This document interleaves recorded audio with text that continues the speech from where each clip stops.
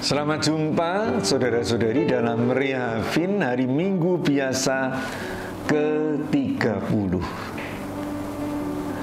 Saudara-saudari yang terkasih, Tuhan mengasihi dan mendengarkan orang yang rendah hati. Itulah yang mau dikatakan Tuhan pada hari Minggu ini kepada kita, supaya kita senantiasa rendah hati. Orang yang rendah hati itu adalah orang yang miskin di hadapan Allah. Ia sadar bahwa ia tidak punya apa-apa tanpa Allah. Kalau kita sungguh-sungguh miskin di hadapan Allah seperti itu, kita akan senantiasa menengadah kepada Allah. Dan Allah mengatakan dalam bacaan pertama, doa orang miskin menembus awan, dan Tuhan akan mendengarkan dan memberikan apa yang sepantasnya kepada orang yang berdoa dengan rendah hati.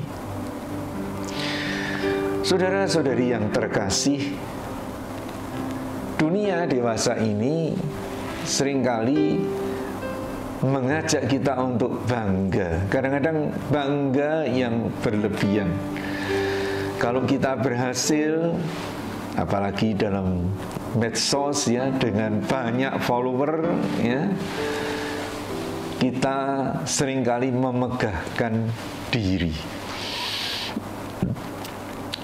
Apalagi kalau keberhasilan itu dalam hal mewartakan ya.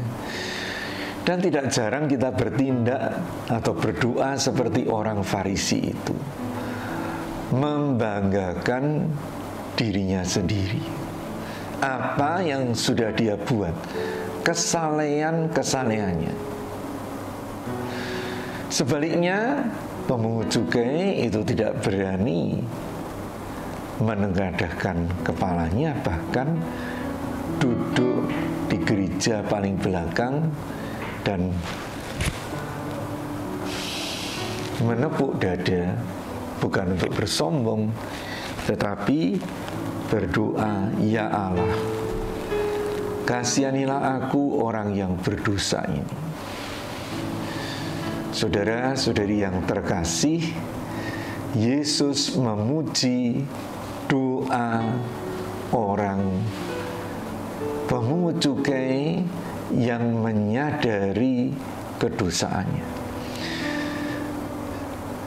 Siapakah di antara kita yang tidak berdosa? Seringkali kita tidak mau menyadari dosa kita karena kita merasa itu akan merendahkan penampilan kita. Tetapi Tuhan tidak menilai penampilan kita. Tuhan menilai hati kita, hati yang rendah hati, hati yang tahu merendahkan diri di hadapan Tuhan dengan kesadaran bahwa kita ini orang berdosa dan tidak pantas. Karena itu setiap kali kita memasuki perayaan Ekaristi, kita menyadari ketidakpantasan ini. Bukan untuk tenggelam dalam penyesalan kita, tetapi untuk menyadari bahwa kita ini hanya hidup, kita ini hanya selamat karena Tuhan mengasihi kita. Saudara-saudari yang terkasih, doa orang pemungut cukai yang rendah hati ini dalam tradisi gereja itu menjadi salah satu doa yang sangat dianjurkan karena sudah dipraktekkan oleh bapak-bapak rohani, oleh santo-santa. Mari saudara-saudara, kita selalu ingat ya, di akhir hari, di akhir pekerjaan kita untuk berdoa, Tuhan, kasihanilah aku.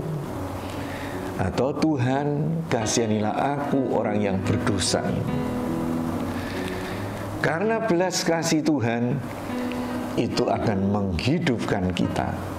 Hidup baru dalam iman yang membuat kita akan berani bukan hanya hidup tapi juga berjalan melangkah bersama dengan Tuhan.